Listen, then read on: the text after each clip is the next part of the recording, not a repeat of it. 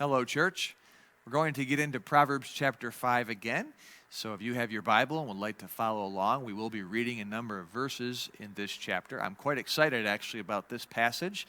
I've enjoyed going through it, and I hope that this time will be a help to you in understanding what it is that Solomon is teaching, what it is that God is trying to communicate to all of us through Solomon's relationship and teaching to his son, Rehoboam. So if you have your Bibles, turn to chapter 5, and we will read the first few verses that we've gone over and make a few remarks in preparing us for verses 15 through 21, which will be new today. Verse number 1, Proverbs chapter 5, Solomon says, "My son, attend unto my wisdom, and bow thine ear to my understanding."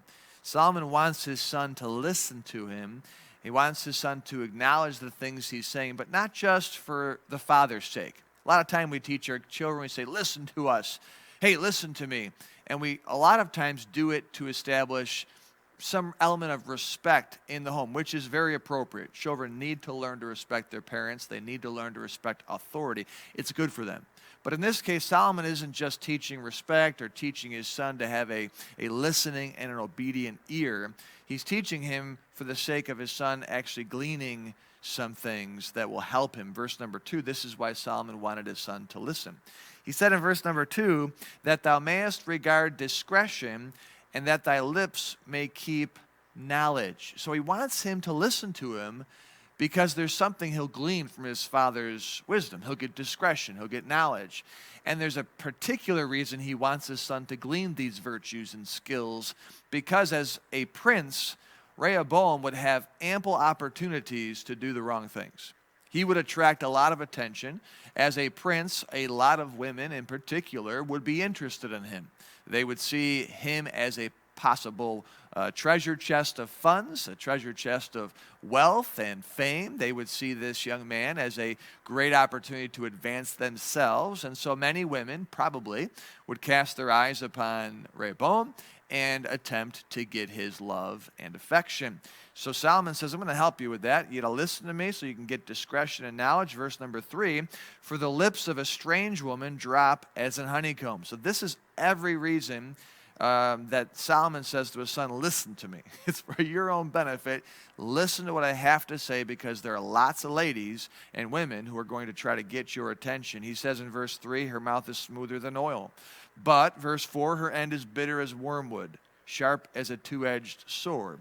Her feet go down to death, her steps take hold on hell, lest thou shouldest ponder the path of life. Her ways are movable, for thou canst not know them. Verse 7, hear me now, therefore, in light of the seductive temptations and dangers around you. Hear me now, therefore, O ye children. So this is not just for Rehoboam. He says, and depart not from the words of my mouth. Remove thy way far from her, and come not nigh the door of her house, lest thou give thine honor unto others, and thy years unto the cruel. We talked last week about the foolish forfeiting of these good things. You get involved with the wrong romantic relationship, you're going to willingly, voluntarily give up your years to the cruel. You're going to give up your honor. Verse number 10 rather, lest strangers be filled with thy wealth, and thy labors be in the house of a stranger, and thou mourn at the last when thy flesh and body are consumed, and say, how have I hated instruction, and my heart despised reproof, and have not obeyed the voice of my teachers, nor inclined mine ear to them that instructed me. I was almost in all evil in the midst of the congregation and assembly. So Solomon wanted his son here to listen to him, because he wanted his son to be spared from making some bad decisions with some very difficult temptations. The seducing women and temptations that would come his way. Hard to resist, but he needed to, because if he didn't, they would do terrible things to the rest of Rehoboam's life. So he says, don't do this. Please don't do this. Here's why you shouldn't do it. Here's what's going to happen if you do that. But Solomon wisely does not leave this conversation with only a don't do this because of this. He's going to give him something now to pursue, something to look forward to. He's not just saying, you're not going to have this candy. I'm going to give you something else to enjoy instead. Verse number 15, this is our text for this message this week. Drink waters out of thine own cistern, and running waters out of thine own well. Let thy fountains be dispersed abroad, and rivers of waters in the streets. Let them be only thine own, and not strangers with thee. Let thy fountain be blessed, and rejoice with the wife of thy youth. Let her be as the loving hind and pleasant roe. Let her breast satisfy thee at all times, and be thou ravished always with her love. And why wilt thou, my son, be ravished with a strange woman, and embrace the bosom of a stranger? For the ways of man are before the eyes of the Lord, and he pondereth all his goings. You know, it's very easy for parents to focus on all the things that threaten their child's well-being. That's a part of our maternal and paternal instincts. In fact, the moment a woman becomes pregnant with her first child, her perspective on life changes. She goes into immediate maternal instinct, protect the child mode. And so everything she does, she sees now in light of who's developing inside of her belly. And she takes great precautions in protecting that child. Mom and dad both, as they welcome a child into their life, they see the world differently, and they go into baby-proofing the home. They get plugs for the outlets. They make sure that they have the right crib. They look at everything in the home to make sure the child can't fall or get that hand into something it shouldn't get into, get the right car seat. You do all the, and today there's safety device galore, and we practically wrap our children in bubble wrap wherever they go, which, again, we want to protect our children. I'm not sure it's overly healthy to shelter them from every possible threat in the world, but that's what we do, right? Parents go in to protect the child. It's interesting. Our perspective before children is so different, isn't it? As soon as we have children, all of a sudden that man, that stranger walking in the street looks suspicious to us. The stairs that were fine all of a sudden look steep. Your husband's driving, which is fine, all of a sudden seems reckless, right? We just look at the world differently, and we focus on the threats and dangers to our children. And it's very common as that child grows that as parents we focus on all the bad things, all the negatives, all the threats, and we tell our children, don't go there. Don't go up there. Don't do that. Don't touch that. Stop doing that. Don't grab that. You're going to fall. You're going to get hurt. We focus on all these things that a child cannot do. And that's, again, a part of parenting, but we tend to overcompensate in many ways. As that child ages, and especially getting into the teenage years, we continue and even intensify this focus on what they cannot do and what they shouldn't do, on the negatives because of all the threats to them. And there are a lot of threats. We tell them, you can't watch that. You can't listen to that. You can't go there. You can't do that. You can't see her. You can't talk to him. You can't participate in those activities. We focus on the negatives. Instruction, teaching, and child rearing requires restrictions. It certainly requires exposing the dangers of life. Solomon did this in abundance. The book of Proverbs, which is really a book from a father to a son, has a ton of warnings about all the things that Rehoboam and his siblings shouldn't do, and the dangers of what they could get involved in. That being said, Solomon didn't focus exclusively on the negatives. He didn't just say, don't do this, don't do this, don't do this. He didn't do that. In fact, in this passage, we see it is a good example of him balancing both the negative and the positives, of exposing the dangers of life while revealing the opportunities in life, showing his son that there is a curse to avoid, but that there's a blessing to pursue. It's not just what you can't have, it's what you can have that Solomon spoke to his son about, which is a tremendous parental posture. Verses 15 through 21 teach what Paul taught in 1 Corinthians chapter 7, when he wrote in that chapter, to avoid fornication, let every man have his own wife, and let every woman have her own husbands.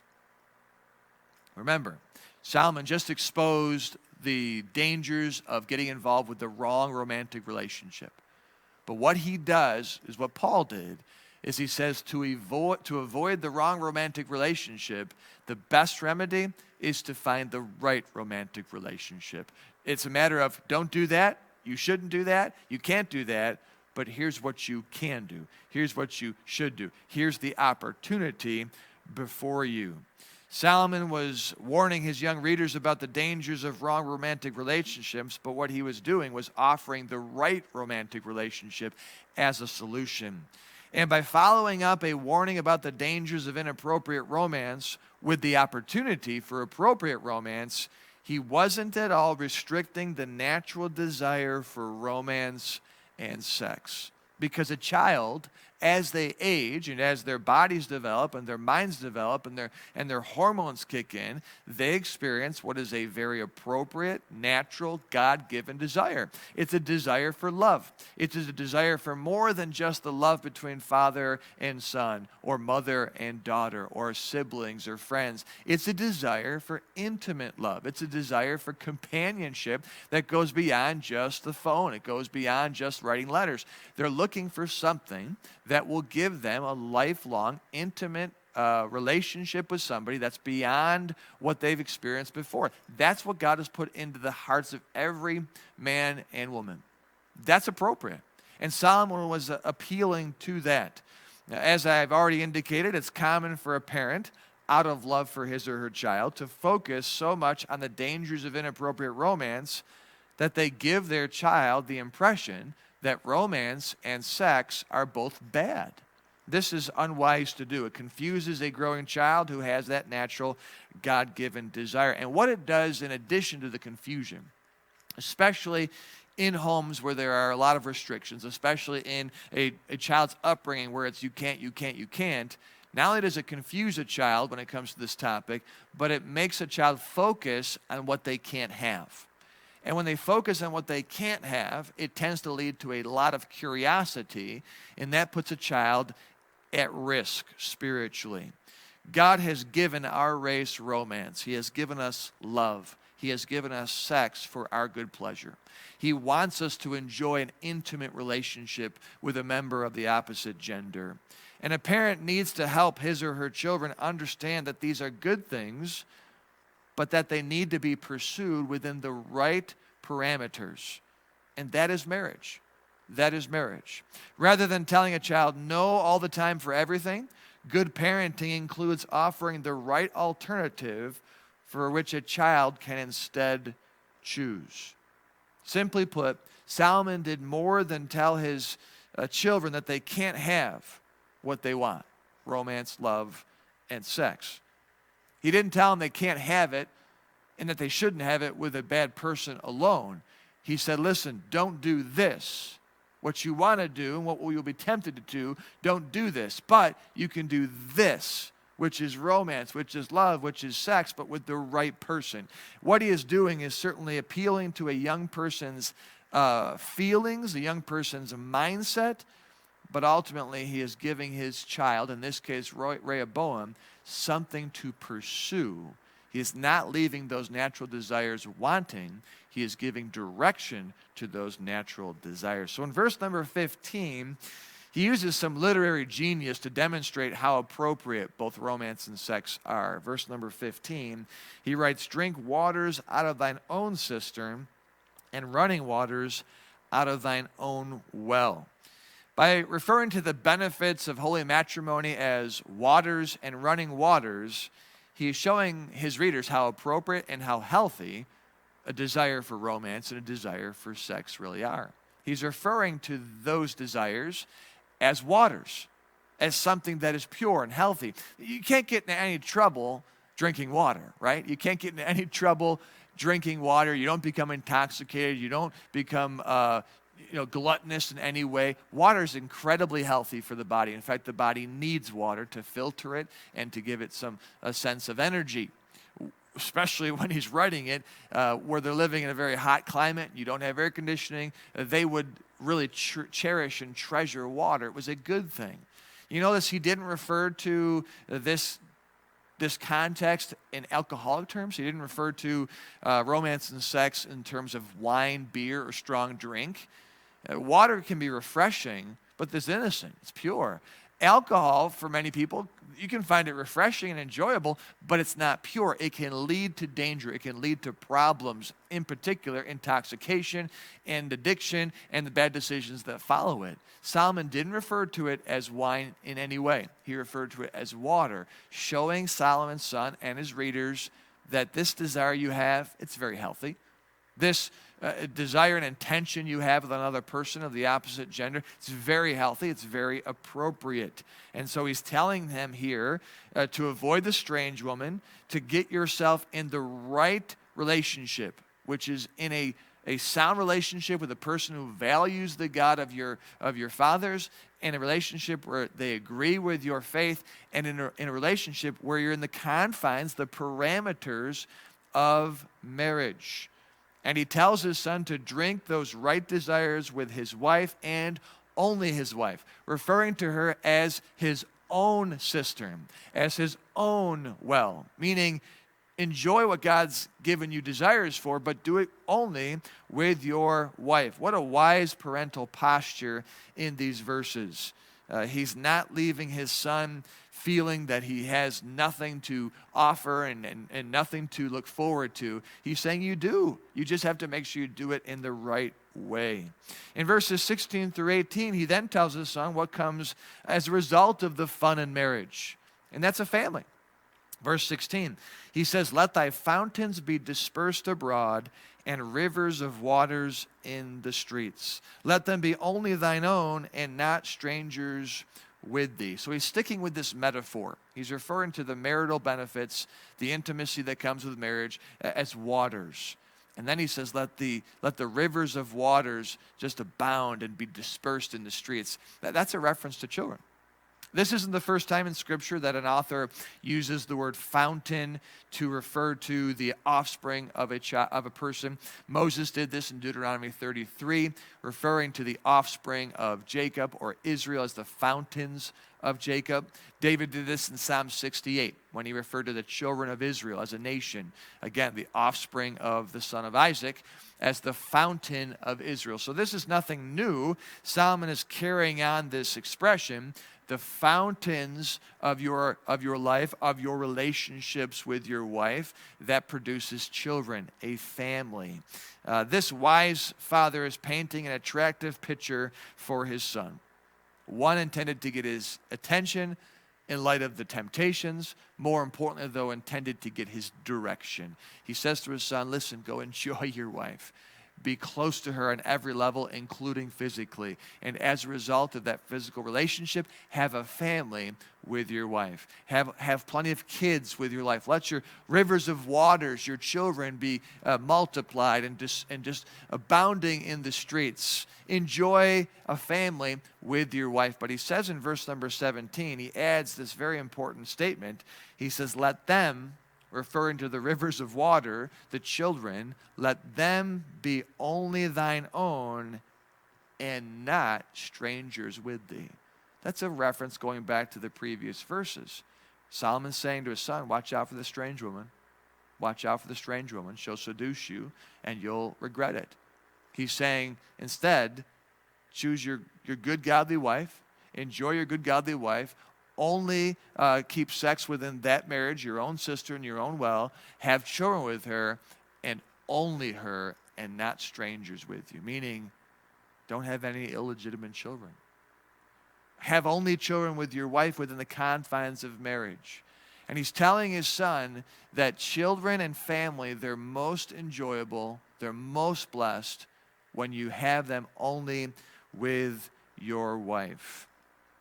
It's a sad truth, but so many people don't think about the mistakes of fornication, of premarital sex until after they have it, until after they have children out of wedlock, and the problems and the complications and the difficulties that brings, not just to that relationship, but to the rest of their life and to those children. Solomon wasn't giving him details that people just don't think about until after the pleasure. The sad reality is broken families are burdensome families. And this is why he added in verse 18 these words, let thy fountain be blessed, and rejoice with the wife of thy youth. Let thy fountain be blessed. Let thy reproduction be blessed. Let thy family be blessed. Let thy children be blessed. Let them be blessed because of the way in which you have children. Let your family be blessed in the way that you start that family. Let God bless your family because of your respect for the institution of marriage that he gave humanity. Let your family and your children and your family unit and the rest of your life be blessed in that you respected God's desire for us to be sexually pure and to only have children within the confines of marriage. For a man's family to be blessed, he needs to start and maintain his family within the holy parameters of marriage. And then in verses 19 through 21, he finishes this portion of advice with some very intimate details. In these verses, he urges his son to avoid the wrong romantic relationship out of marriage by focusing on the right romantic relationship within marriage. Given the context of the passage and acknowledging that strange women will seduce him, he's going to talk about sex. He's going to talk about that physical temptation, that sexual temptation that will be presented to him, and to channel those natural desires, those right desires, to the right woman and the right relationship. Physical intimacy. It would certainly get his children, his son's attention. In these final verses, Solomon gives his son the two greatest weapons to combat the sexual temptations that wage in our world today. We're in a wicked world. Sex is everywhere. It's on the TV, it's on the computer, it's on our phones, it's on the print, it's in fashion, it's in music, it's in video, it's everywhere. Our society is saturated with it, and it's not just our society, it's everywhere. You can go to Europe, having been to Europe a few times, it's there for sure. It's everywhere. We are created to be very sexual people. It's not wrong to love that and focus on that. That's what God gave us. The problem is it's being focused and promoted on without holiness and without a respect for morality and for God's law. And what are these two weapons? Well, they're both relationship-based. On the right hand, you're going to have a relationship with your wife that you focus on. And on the left hand, you're going to have a relationship with God that you focus on. So for Rehoboam, if he was going to be able to resist the sexual temptations as a prince that he would be confronted with, he had to have a great relationship with his wife and a great relationship with his God. As has already been mentioned in 1 Corinthians chapter 7, we are taught in that passage that a man's healthy romantic relationship with his wife, it will keep him from seductive women and compromising temptations. Of course, that truth applies to both men and women, to both husbands and wives. Natural appropriate desires are best kept appropriate by the appropriate fulfillment of those desires. When those appropriate desires are not fulfilled in an appropriate relationship, those appropriate desires can quickly become inappropriate desires, and much worse, can be fulfilled in an inappropriate relationship. Understand that Satan is very engaged in this area of our lives. I was thinking someday of preaching a message, it would surely get everyone's attention and it would scare a lot of people. But the title of the message would be, and I've talked to my wife about this, she thinks it's a great idea. We've talked about how important this topic is for the church. But here's the title of the message. Are you ready? Satan knows your sex life. That would get everyone's attention, wouldn't it? But he does. Listen to these sobering words in 1 Corinthians chapter 7. Paul wrote these, inspired by God in a spiritual book. Listen to what he says. He says, defraud ye not one the other. He's talking to husbands and wives. He says, defraud ye not one the other. What's he talking about? He's talking about physical intimacy. The context of that chapter, 1 Corinthians 7, is to avoid fornication, sex. Let every man have his own wife and every woman have her own husband. He starts out by saying it's not good to touch a woman, and that's why you need to have a marital relationship. So the context is sexual. And so when he says, defraud ye not one the other, he's saying, husbands, don't withhold that from your wife, and ladies, don't withhold that from your husbands. He goes on to say, defraud ye not one the other, except it be with consent for a time. Meaning, if you both agree to come away from the bedroom for a particular reason, and he'll give us the reason, that's okay. But don't hold that back from each other. He says if you want to hold it back, do it with consent for a spiritual reason, that ye may give yourselves to fasting and prayer and come together again, meaning come back to the bedroom, that Satan tempt you not for your incontinency. So if Satan is going to tempt you for your incontinency, that means he's aware of what's happening in your life. That means he's aware of what type of relationship you have with your spouse. That means he's aware of what type of intimacy you have with your spouse, how consistent you are, how active you are, how happy you are in that relationship. See, Satan tempts us when we're not getting what we desire in the right relationship. So he's very much aware of the privacy of our lives. Husbands and wives should take incredible, careful note to 1 Corinthians chapter 7. To what was just read, to what Solomon is talking about, to this whole principle.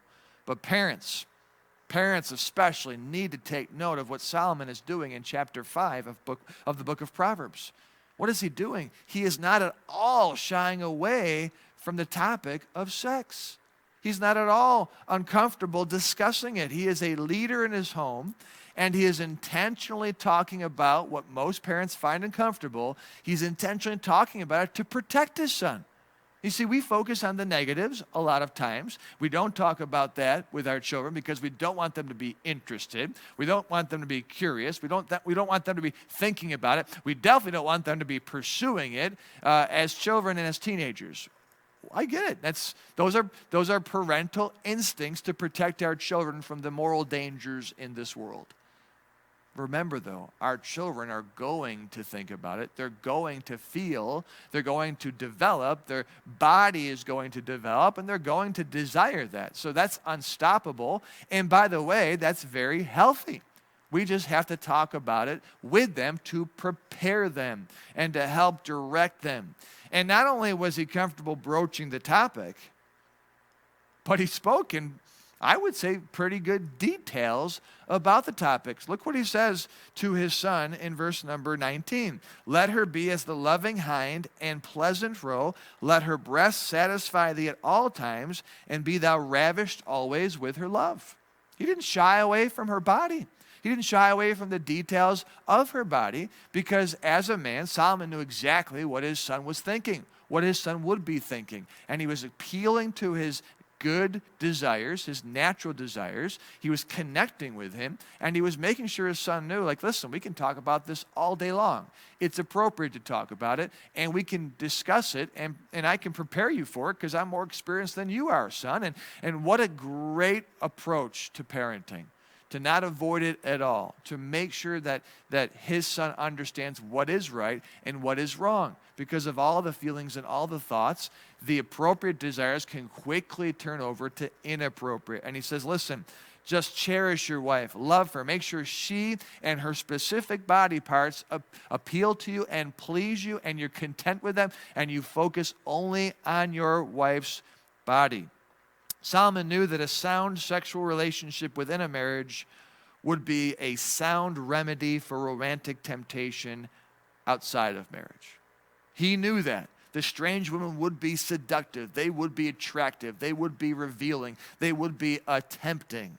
Solomon says it's not just a matter of saying, no, I can't, no, I can't. It's turn to what you can and focus on what you have and enjoy that wife of your youth and enjoy your own sister and your own well. Be with just her.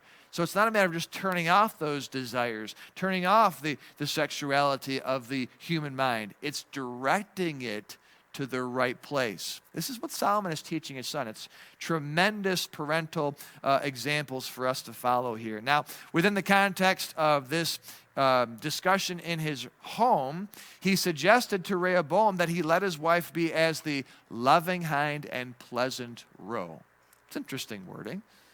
Not only is he referring to a intimate marriage in terms of water, but now he's bringing in this pleasant hind and this pleasant roe. Deer is what they are. We don't refer to our deer here in North America as roe or hinds. but that's essentially what they were. Why refer to your wife as a deer? Why would Solomon want his son to let her be like a deer? Well, think about how we approach a wild creature that is graceful, that is attractive. And we have so many of them around here we take for granted, but if you see a deer, you do stop, and if you just kind of stare at it, you'll notice it's a very graceful creature. It is a very beautiful creature. But what is the human mind to a deer when we see it? It's curious. So even where I live, I'm in West Seneca, and you can't hunt deer, and so they're everywhere. We've got a nice creek by us, and there's lots of woods, and so they eat everybody's landscape, and they hang out. They're in my backyard every night. The hunters that I know would love to live where I lived and be able to hunt them because they just say hello. They let you do what they want. They'll be feet from my window, and they'll just eat my grass while I sit in my backyard. But even with all of the deer, I always stop and look at them, and I'm always intrigued.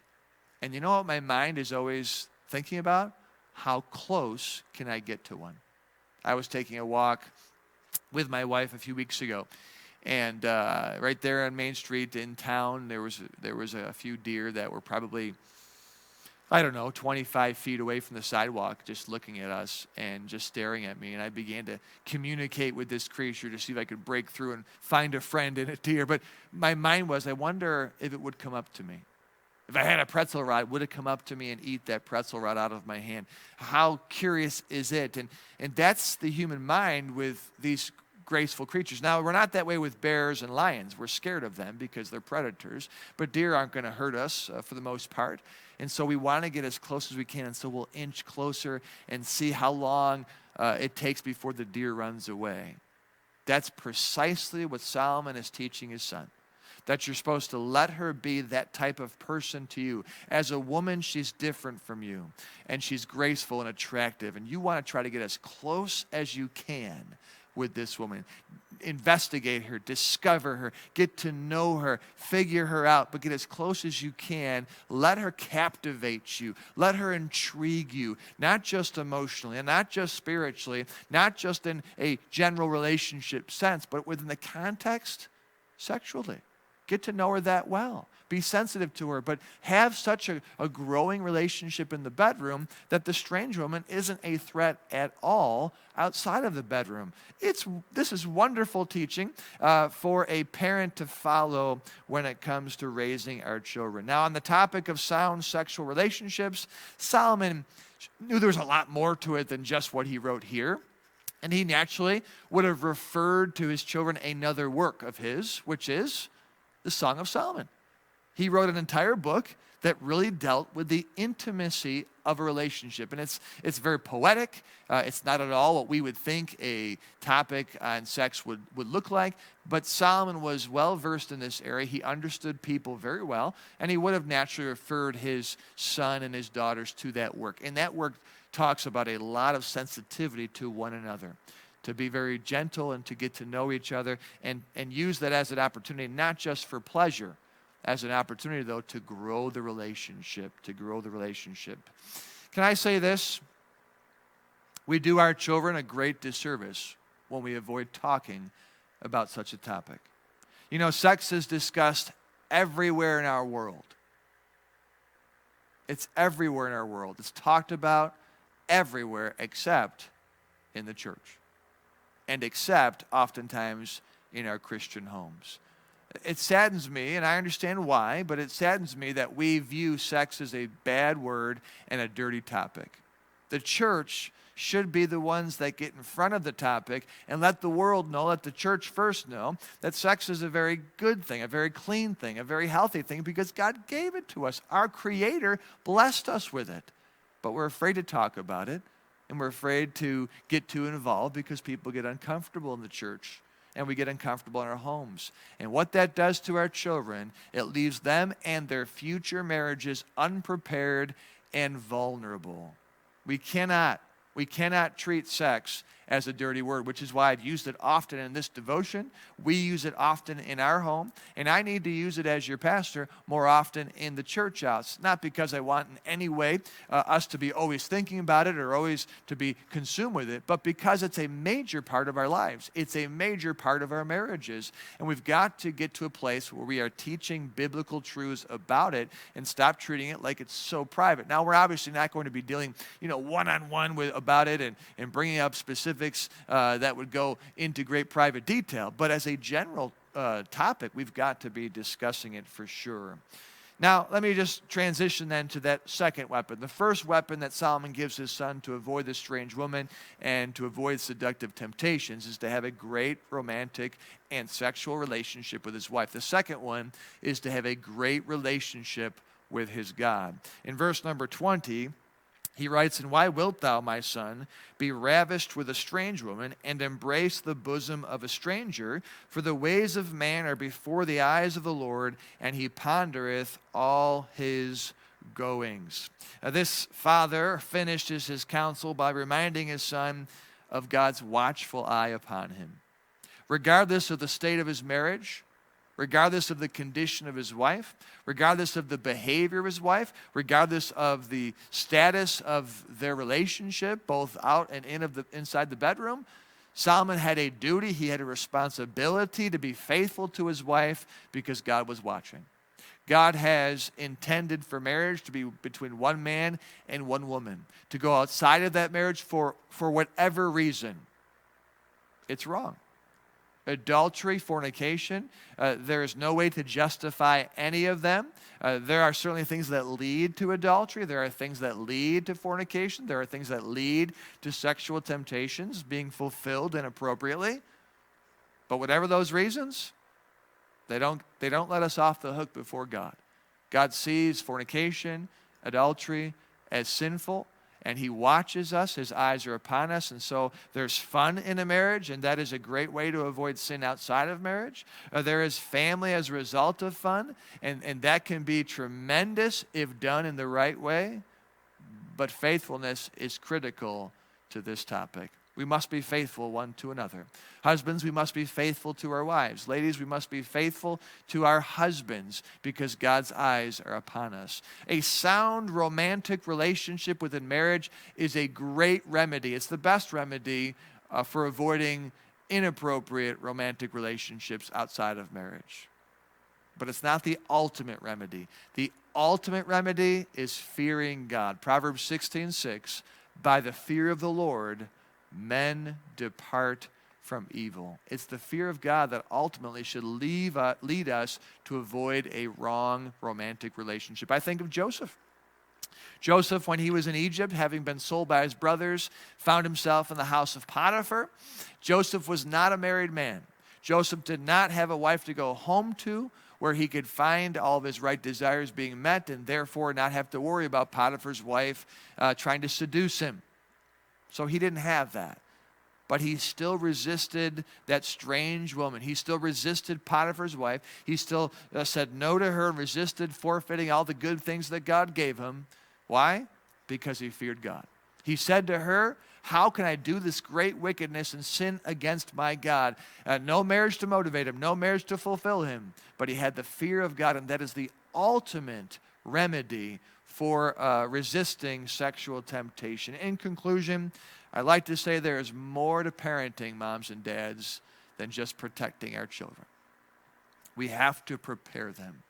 We can't focus just on the bad. We can't warn them about just the curses in this world. We have to also point them to the good things, to the opportunities, to the blessings in life, and point out that the blessings in life, the good things in life, are the true remedies to avoiding the bad things in life. And what we do is we give our children wisdom, we give them discretion, we give them knowledge to identify the bad things, the dangers in life, but we ultimately give them direction to find and pursue the right things in life that will keep them out of trouble, and it will give them something to channel their natural desires, their appropriate desires, in the right way.